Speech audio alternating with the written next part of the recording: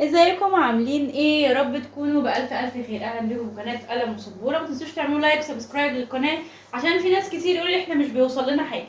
ما هو مش هيوصل لكم حاجة، او مثلا يقولوا مثلا مس نانسي عملت فيديو جديد غير لما تعملوا سبسكرايب ولايك للفيديو، عشان اي فيديو هنزله هيظهر قدامكم اللي هو مس نانسي او قناة قلم وسبورة عملت فيديو جديد.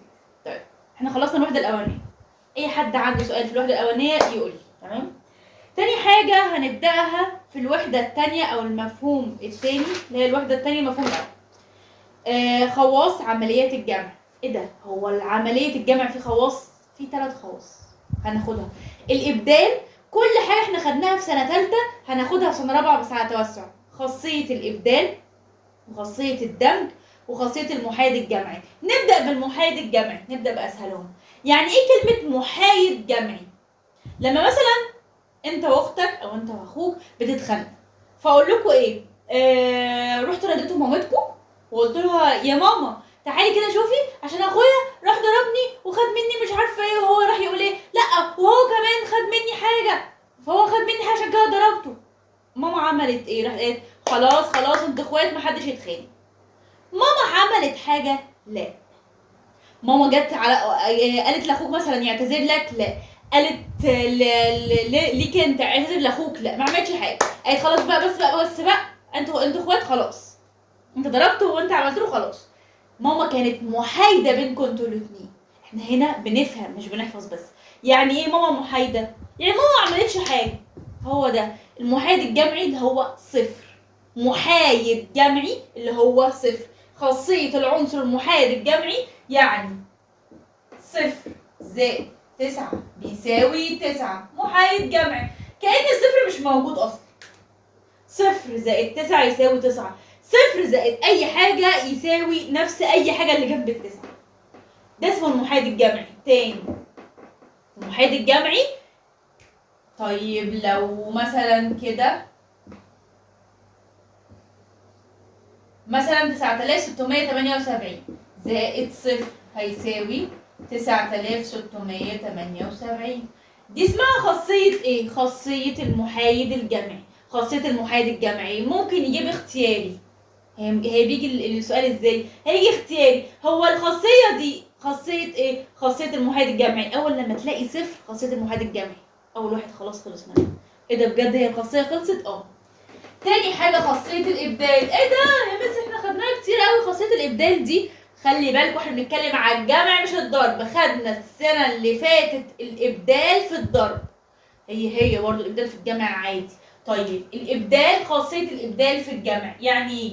نقول مثلا مثال بسيط، مثلا 8 زائد 6 يساوي 6 زائد 8. دي اسمها خاصية الإبدال. خاصية الإبدال. كل واحد بدل رقمه. ال8 كانت في الأول بقت يساوي بقت في التاني، وال6 كانت في التاني بقت في الأول. طب لو في مس 3 أرقام، مثلا 9 زائد مثلا 10 زائد 14 يساوي 9 زائد 14 زائد 10. دي خاصية ايه مس؟ خاصية إبدال. ليه يا مس خاصية إبدال؟ أيوة مش بدلوها. ايوه بدلوا. ال9 مكانها وال10 راحت هنا وال14 جت هنا. اي تبديل يحصل يبقى اسمها خاصيه ابدال. اي بدل يحصل مش لازم ال3 كل واحد يبدل، لا حتى لو 2 بدلوا يبقى اسمها خاصيه ابدال. زي الفل كده. طب لو 4 ارقام يمس وجاب لنا في الاختياري دي خاصيه ايه؟ هقول مثلا 7 زائد 13 زائد 12 زائد 5. طلع مثلا يساوي 7 زائد 12 زائد 13 زائد 5. ايه اللي حصل؟ دي فضلت في مكانها، دي فضلت في مكانها، دول غيروا مكانهم. يبقى دي اسمها ايه؟ خاصية الإبدال.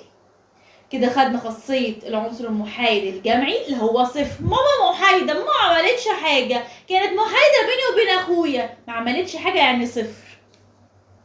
طيب تاني خاصية خاصية الإبدال، تاني خاصية معايا خاصية الإبدال، بدلنا. طيب تالت حاجة خاصية خدناها في سنة تالتة الترم التاني، ايه هي؟ الدمج. أيوة، لما مثلا يكون في 3 أرقام، لما أقول لك مثلا كده 3 زائد 5 زائد 7 يساوي ايه؟ انت تقول ايه؟ 3 زائد 5 هجمع دول الأول، 3 زائد 5 واللي هيطلع هيجمعها السبعة اللي هي يساوي 3 زائد 5 8. 8 زائد 7، 8 زائد 7 كام؟ طب قولي له هنا 8 زائد 7 كام؟ دمج. طالما اتحط بين قوسين يبقى دمج، طالما اتحطت بين قوسين يبقى دمج. بس كده. ايه ده بجد؟ هما دول 3 خواص؟ تعالى بقى نحل عليهم كتير ونعرف الامتحانات بتيجي عليها ازاي وتتحل ازاي. طيب مثلا هنا سؤال بيقول لي باستخدام خواص عملية الجمع اوجد الناتج مع ذكر اسم الخاصية، يعني اجمع لي وقول لي الخاصية دي خاصية ايه. جاي لي كده 28 زائد 72 زائد 15.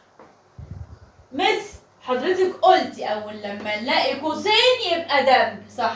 يبقى اول حاجه نقول خاصيه الدمج. وهنجمع. بصوا هنجمع ازاي؟ هنجمع الاحاد الاول بعد كده العشرات. الحصه اللي بعد كده فيها ايه؟ جمع اصلا. فواحده واحده. 2 و8 10 صفر ومعايا الواحد، اوعى ننسى.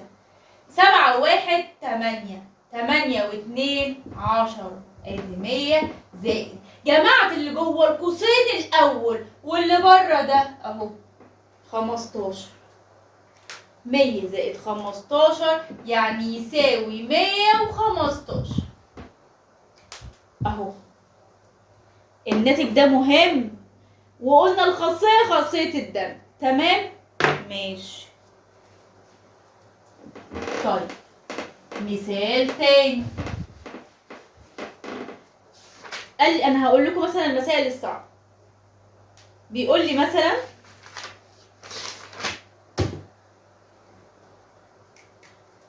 2345 زائد صفر يساوي، قول لي اجمع وقول لي اسم الخاصيه. ثانيه، طالما صفر يبقى خاصيه المحايد الجمعي. برافو. طب هنجمع اهو، هي طالما صفر ما بتعملش حاجه. 3 0 4 5 وخاصيه المحايد الجمعي، خاصيه المحايد الجمعي. طيب ايه كمان ممكن يجيب لي ايه؟ بيقول لي اجمعي لي دي اهو. بصي بقى دي مهمه جدا. بيقول لي جايب لي كده 18 زائد 34 زائد 20. اجمعي لي دي واذكري لي اسم الخاصيه. انا عندي حلين. والله لو انت قلتي او انت قلت، طب ثواني بس انا عايزه ارتبهم. خلي ايه الصغير مع بعض والكبير مع بعض. هترتبي يعني انت هتستخدمي خاصيه الابدال في حلين. اقول لكم اول حل. لا انا مش عاجباني كده، هما سايبها لي كده وجايبها لي كده. حلي ده، هاتي لي الناتج بتاع ده وقولي لي استخدمتي خاصيه ايه. طيب ثانيه، اي حاجه انا هعملها هكتبها. مثلا انا هخلي 18 زائد وهخلي جنبها 20 زائد 34 خليها مع بعض ونكتب تحتها خاصيه الابدال. ثواني يا جماعه انا بدلت. خلاص بقت المسألة مش دي بس، المسألة دي نفس المسألة دي هحط لها قواس. اوعي تعملي المسألة الأولانية، لا ده أنا عملت كده عشان دخل الاتنين دول جنب بعض، بدلت مكانهم عشان أعمل دمج. آدي 18 زائد 20 زائد 34. 18 زائد 20 صفر زائد 8 هي 8. اوعي تقولوا هي الصفر، هي 8. 8 حاجات زودنا عليها صفر هتقل، هتفضل هي 8. و2 1 3 زائد ال 34 بتنزل زي ما هي. حد يجي جنبها دي؟ لا، انا اصلا بعمل كده عشان اجمع دول. انا عملت الابدال عشان اجمع دي. وهنا خاصية أول لما أحط أقواس خاصية الدمج. هنجمع ده يساوي الأحد الأول، اوعي تقولي 3 زائد 3، لأ 8 و4، 8 و4 12، 2 ومعايا الواحد، 3 و3 6 و1 7، 72 اهو الناتج والخواص اللي انا استخدمتها دي. حل كمان مس ايه ده؟ لا ده وش ده، انا عايزه اعملها في خاصيه واحده والمساله دي اللي انا برجحها، يعني ده اللي انا برجحه اللي هنعمله، بلا نبدل بلا ما نبدلش، هننزل زي ما هي. اول ما هنحط الاقواس يبقى اسمها خاصيه الدمج، ادي 18 زائد 34 زائد 20، 4 و8 12، 2 ومعايا الواحد، 3 و1 4 و1 5 زائد 20 هتساوي 72 اهو. طلع نفس الحل بس ده اسهل يا مس. واكتب هنا خاصية الدمج، بلا تبدلوا بلا ما تبدلوش، بس انا لازم اقول لكم ان في مره ان في حاجات بتعمل فيها الاثنين خاصيتين، الابدال والدمج مع بعض. طب مثل ما نعمل بدي، لا ما هو ممكن يجيب لنا ايه حاجه كده. هقول لكم بص اكمل، يعني ممكن يسيبها لي كده يقول لي عيش يا برنس اعمل انت مع نفسك، وممكن يقول لي طيب زي دي خليها دي ماشي حلوه دي 62. هي الارقام مش هتكون كبيره قوي مثلا، مش بالملايين والالاف، لا هو ده اخرهم يعني رقمين 3 كده يعني. 62 زائد 221 زائد 38، المسألة مكتوبة كده هتساوي، اكتب لكم المسألة مكتوبة ازاي بالظبط، 62 زائد نقط زائد 221. بعدها راح عمل لي كده 62 زائد نقط زائد 221، راح كتب لي تحتها نقط زائد نقط بتساوي نقط. ثانية وقال لي هنا خاصية ايه وهنا خاصية ايه. اكمل اهو، هو اللي جايبها 62 اللي موجود هنا مش موجود هنا، ال 62 موجودة فوق وموجودة تحت. طب 221 موجودة فوق وموجودة تحت، ال 38. ثانية واحنا عملنا ايه؟ عملنا دمج؟ لا هو احنا في قوس، لا امال عملنا ايه؟ دي مكانها دول بدلوا يبقى خاصية ابدال. هو جايب لي كده استخدمنا خاصية ايه؟ هتقولي ابدال. طيب ماشي بعد كده 62 وهنا 221، ايه اللي ناقص؟ 38 اهو. ده هو ده نزل بالاقواس بتاعته. طب وايه دول؟ خلاص بقى هنجمع بقى، ما احنا بنعمل كل ده عشان هما 3 ارقام هنخليهم رقمين وبعد كده هنخليهم رقم. ادي الرقمين هنحط دول تاني. في ناس كانوا عندي في الدرس بيحطوا دي تاني، دي ودي غلط. امال بعمل ايه؟ خلاص بقى اجمع دول 2 و8 10 صفر ومعايا الواحد، 3 و1 4 و6 ادي 100 زائد وده ينزل.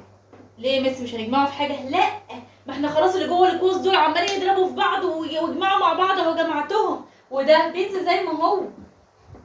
احنا هما كانوا 3 ارقام خلاص جمعنا 2 بقوا رقمين رقم مع رقم اهو بقوا رقمين، يعني 3 ارقام بعد كده بقوا رقمين يبقى رقم واحد بس اهو. 100 زائد 221 عارفه هتقولي له ايه؟ هتقولي لي ايه؟ لا خلينا احد مع احد، 1 زائد 0 1، 2 زائد 0 2، 2 زائد 1 3، 321. وهنا لو قال لي هو انا استخدمت خاصيه ايه هنا؟ الدمج. عرفتوا بقى اللي انا جبت لكم ليه دي مع دي ابدال ودمج. جبت ابدال وجبت دمج، اللي موجود هنا واللي مش موجود هنا وحطينا وجمعنا وعملنا. الدرس خلص. 3 خواص خدناهم، محايد الجمعي الابدال الدمج. طيب في حاجه كمان عايزه اقولها في سؤال كده عجبني قوي الصراحه، محدش جاوبه صح اصلا. اللي هيجاوبه صح ده هجيب لكم سؤال، هكتب لكم سؤال، اللي هيجاوبه صح هقول اسمه المره الجايه، اقول ده كذا قال صح. السؤال راح فين؟ كان هنا السؤال؟ لا لا لا، فين؟ اهو. العنصر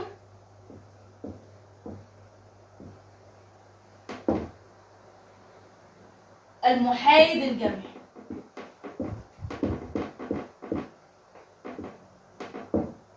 مضافا إليه 8 هيساوي كام؟ السؤال ده هسيبه كده، تكتبوا لي في الكومنتات اسمكم مثلا هيساوي كذا، وانا المره الجايه اول حاجه هبداها اقول السؤال ده. ماشي؟ العنصر المحايد الجمعي مضاف اليه 8 يساوي كام؟ وهنا في رقم وجاي كتير على فكره جدا، وجاي في محافظات كتير جدا.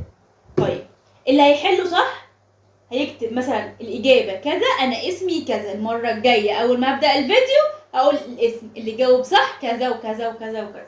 تمام؟ تعملوا لايك وسبسكرايب للقناه عشان كل ما انزل حاجات جديده تجيلكم. وقولوا انتوا عايزين ايه تاني، يعني عايزين ممكن اشرح ايه تاني، احل ايه تاني، اعمل ايه تاني، ولا كده تمام وامشي على نفس المنهج اللي انتوا عايزينه. يلا باي.